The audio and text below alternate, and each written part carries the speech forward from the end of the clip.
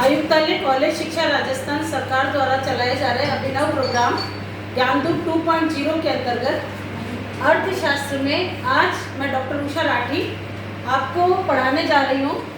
सांख्यिकी का एक टॉपिक इंटरपोलेशन, आंतरगणन। जैसा कि मैंने आपको पिछले लेक्चर में बताया था, आंतरगणन निकालने की न्यूटन विधि मैंने बताई थी आपको। न्यूटन की विधि से आंतरगणन निकाला जा सकता है। अब दूसरा मेथड जो है वो है लाग्रेंज मेथड, लैग्रेंज मेथड। देखिए आप LAGRANG, लैग्रेंज मेथड। इस मेथड का प्रयोग हम सभी किसी भी परिस्थिति में हम कर सकते हैं। जैसा कि पहले मैंने बताया, न्यूटन की विधि जो थी वो न्यूटन की विधि केवल कब काम में आ रही थी, जबकि स्वतंत्र चर जो है उसमें अंतर बराबर हो, तभी न्यूटन की विधि काम में ले पा रहे थे हम।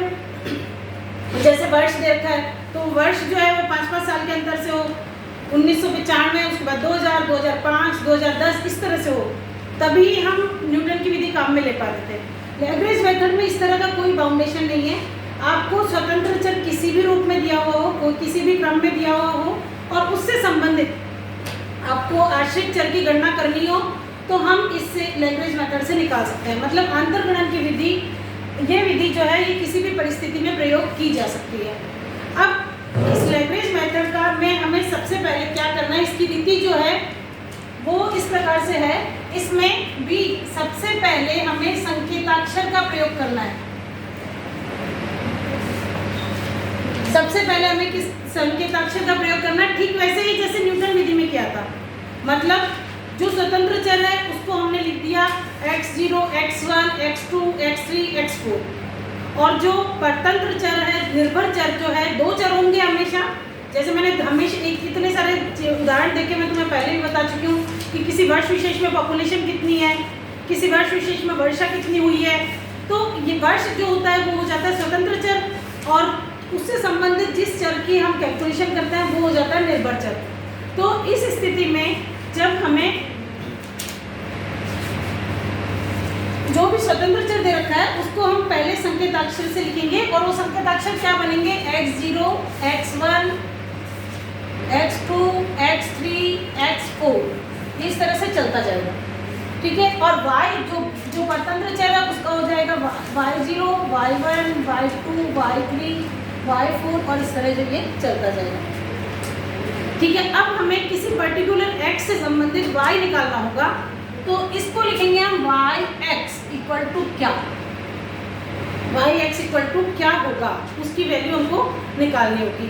इसके लिए हमें यहाँ फॉर्मूला लगाना है। फॉर्मूला थोड़ा सा लंबा है, तो फिर भी अगर आप ध्यान देकर देखेंगे तो आपको समझ में आएगा फॉर्मूला क्या है।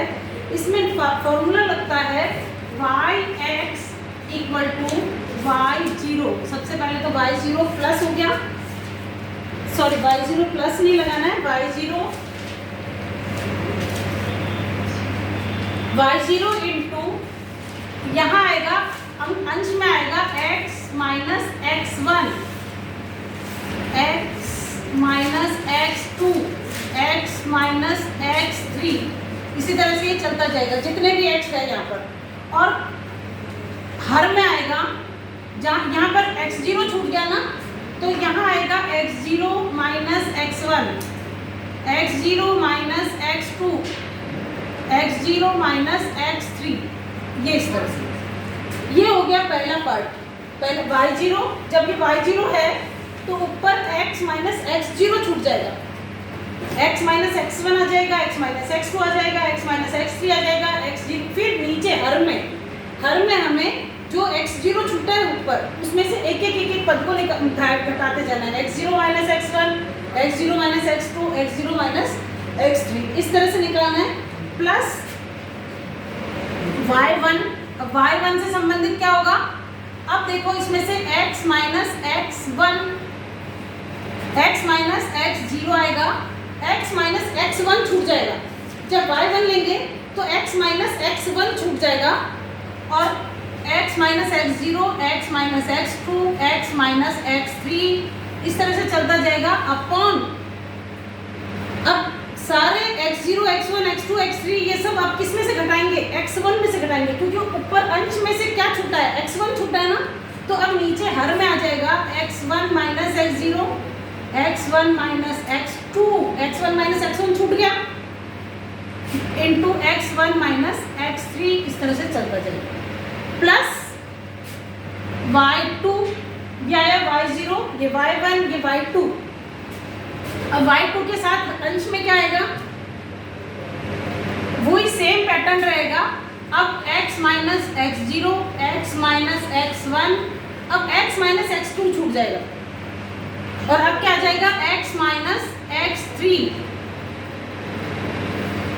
अब हर में क्या करेंगे? हर में क्या करेंगे? सारे के सारे number x0, x1, x2, x3, x4 सारे किसमें से घटाए जाएंगे? x2 से घटाए जाएंगे।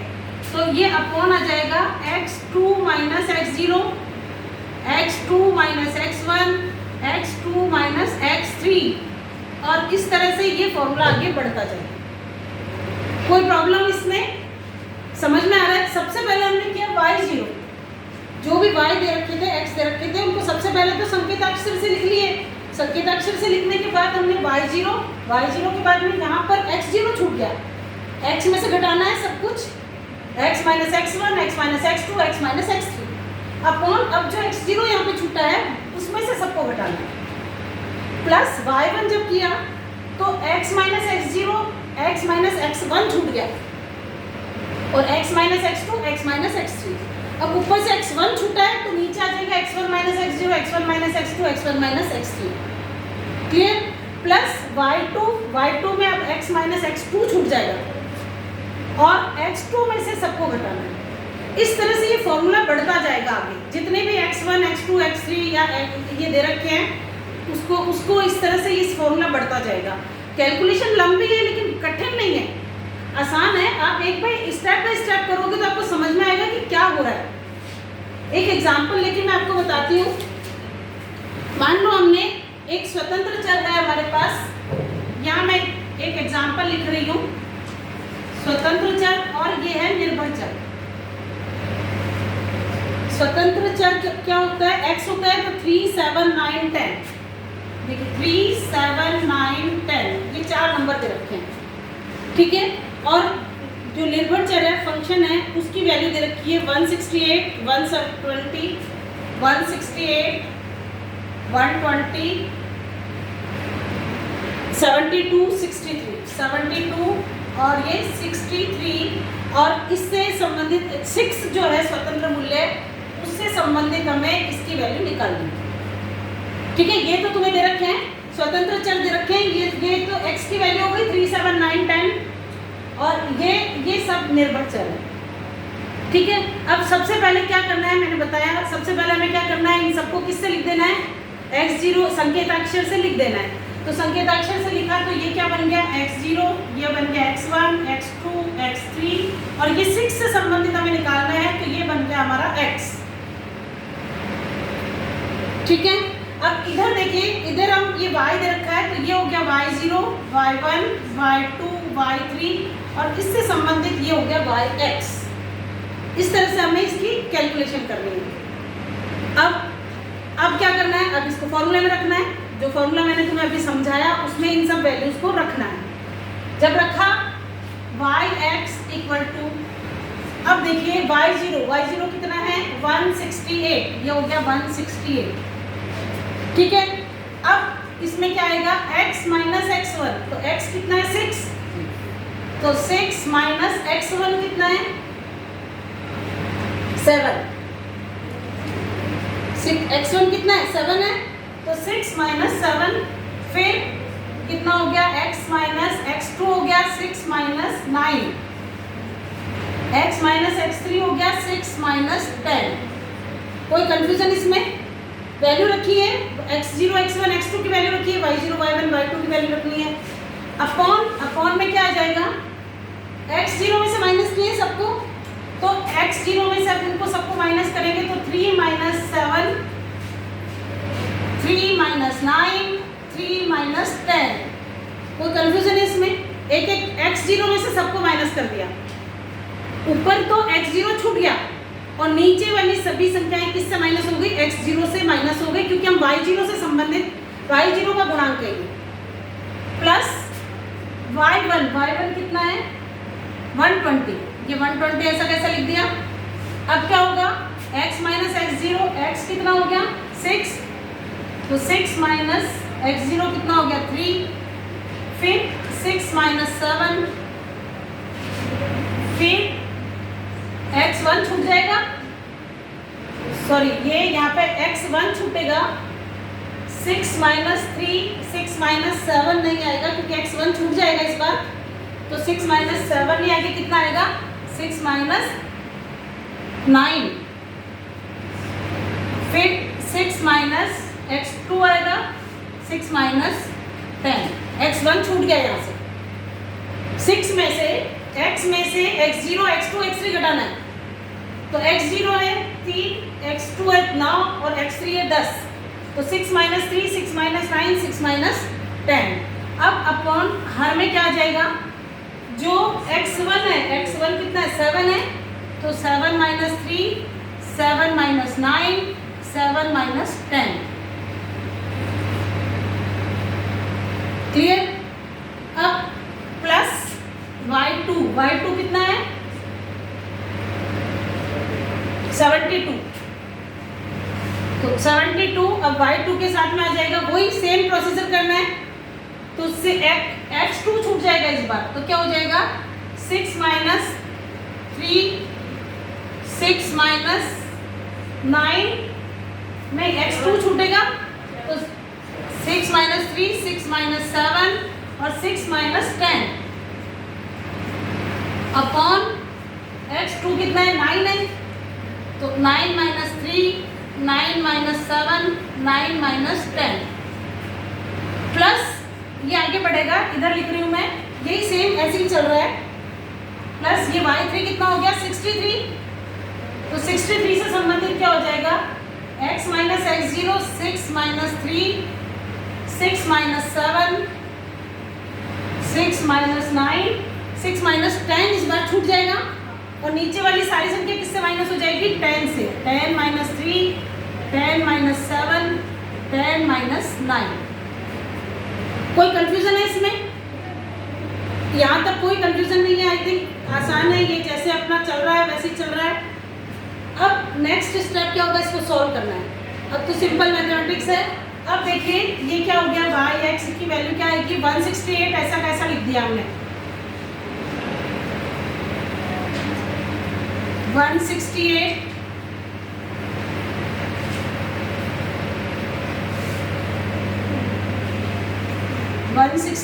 और 6 में से 7 गया कितना आ गया -1, 6 में से 7 गया कितना आ गया -1, 6 में से 9 गया कितना आ गया -3, 6 में से 10 गया कितना आया -4। कोई कंफ्यूजन है इसमें? छोटी संख्या में से बड़ी संख्या जाएगी तो माइनस में आएगा। ये कितना आया 3 माइनस 7 कितना हो गया -4, 3 माइनस 9 -5 -6 इंटू 3 माइनस 10 कितना हो गया -7। ठीक है, प्लस ये थोड़ा मैं नीचे ले रही हूँ, ये कंटिन्यूशन में ही है, ये देखना, ये कंफ्यूज मत होना इससे। अब ये आया 120 इंटू 6 माइनस 3 कितना हो गया 3, 6 माइनस 9 -3, 6 माइनस 10 -4।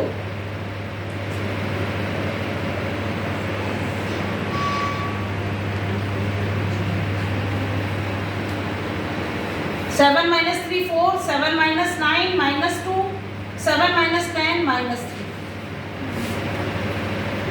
ठीक है, प्लस अब 120 हो गया, अब कितना आ रहा है 72, 72 से संबंधित कितना है 6 माइनस 3 3, 6 माइनस 7 -1, 6 माइनस 10 -4 अपॉन 9 में से 3 गए 6,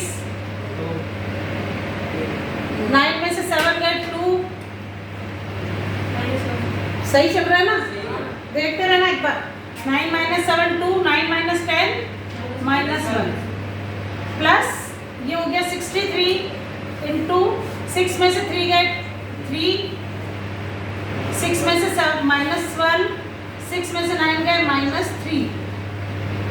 अपॉन 10 में से 3 गए 7, 10 में से 7 गए 3, 10 में से 9 गए 1।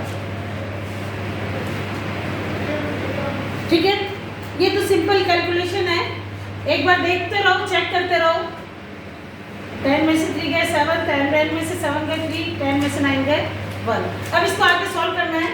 इसको आगे सॉल्व किया आपने तो ये हो गया 168 इंटू ये कितना आएगा, ये माइनस की और ये माइनस की, तो ये दोनों मिलके क्या हो गया, प्लस हो गया। फिर ये आगे माइनस की तो क्या आ जाएगा, माइनस आ जाएगा। तीन माइनस की संख्याएं जब गुणा होगी आपस में तो किसकी संख्या आएगी, माइनस की।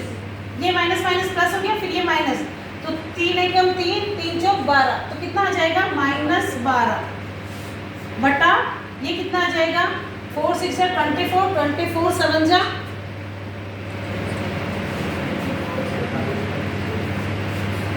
इसको ऐसे भी कर सकते हैं। अगर सिंप्लीफाई फॉर्म में करना चाहो तो ये अपॉन है तो -4 से -4 कट गया। ठीक है, अब कितना आ जाएगा ये 3 -3 से इसको काटा तो ये आ गया 2, 3 2 6 हो गया। तो अब कितना आ जाएगा ये -1 अपॉन 14, -14 -1 अपॉन -14। सिंपल कैलकुलेशन है, अपॉन में काटना तो तुमको आता ही है।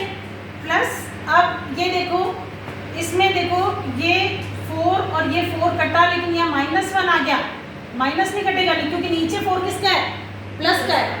तो ये कितना आया -1, ये 3 से ये 3 कट गया, -3 से -3 कट गया।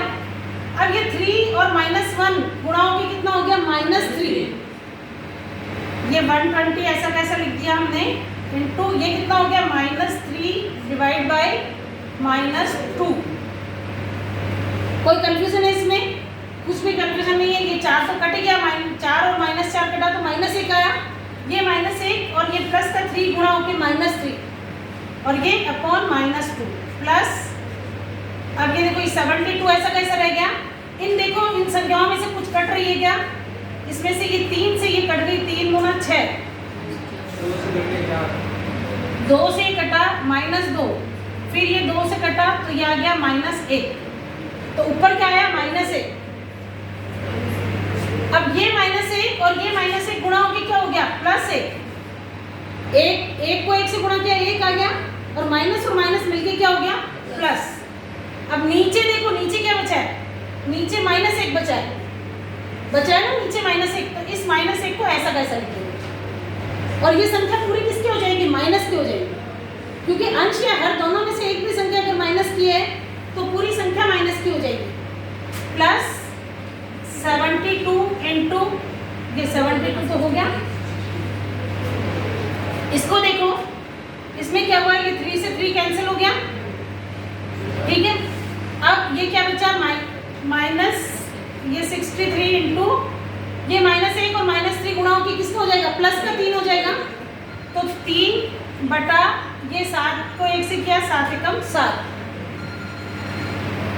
ठीक है, इसमें देखो अब इसको सिंप्लीफाई करना है तुम्हें, ये माइनस और ये माइनस कैंसिल हो गया।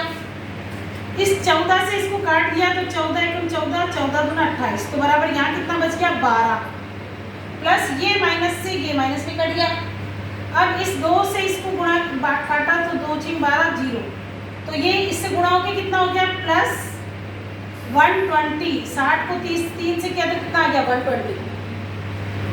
फिर अब ये संख्या माइनस की है तो यहाँ माइनस आ जाएगा, और माइनस का ये हो जाएगा 72, प्लस ये यहाँ पे इन दोनों के बीच में इंटू है तो ये भी कट सकती है, 7 9 63, फिर ये कितना आ जाएगा 9 3 27 प्लस 27। ठीक है, सिंप्लीफिकेशन है, ये तो बहुत तसल्ली से करने की चीज़ है। अगर गड़बड़ी करोगे तो कुछ ना कुछ गलती कर बैठोगे। आराम से करो, दूर दूर लिखना, एग्जाम की कॉपी में आपको बड़ा दूर दूर लिखना है, चाहे आपके ये एक हिस्सा एक लाइन में ही आए, लेकिन गलत नहीं करना है। अगर पास में लिख के छोटा छोटा लिख के कोशिश की करने की कम जगह में, तो निश्चित रूप से कुछ ना कुछ गलती कर बैठोगे, क्योंकि कौन सी संख्या माइनस हो रही है, कौन सी संख्या प्लस हो रही है, देखना है बार बार। अब देखो ये कितना आ गया, अब तो ये आसान है, ये इन दोनों को गुणा किया, ये सब प्लस की संख्याएं जुड़ जाएगी, ये हो गया 192 और 27 मिलके कितना हो गया, ये बराबर कितना आ जाएगा 192 में से 72 माइनस कर दो, 120 और ये 147, तो y x की वैल्यू आ गई तुम्हारे 147।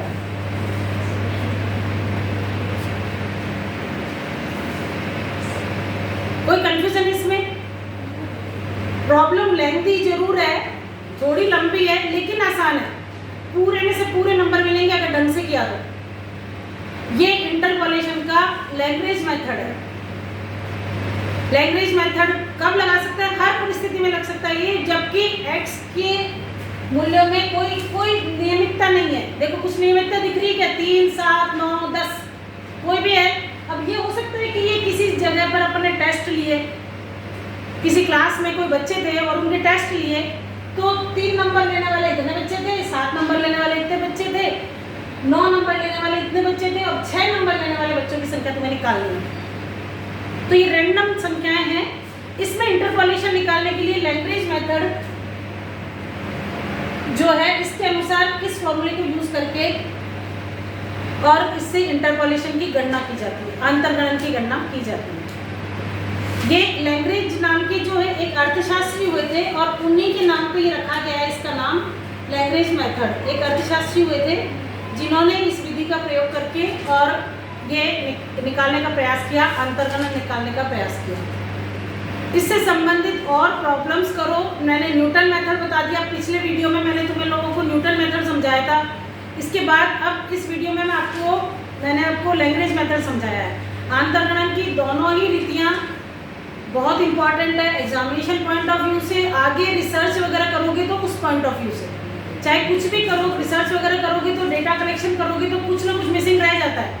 तो उस कंडीशन में आपको अंतर्गणन की विधियों का प्रयोग करके ही आपको डेटा का एस्टिमेट करना पड़ता है।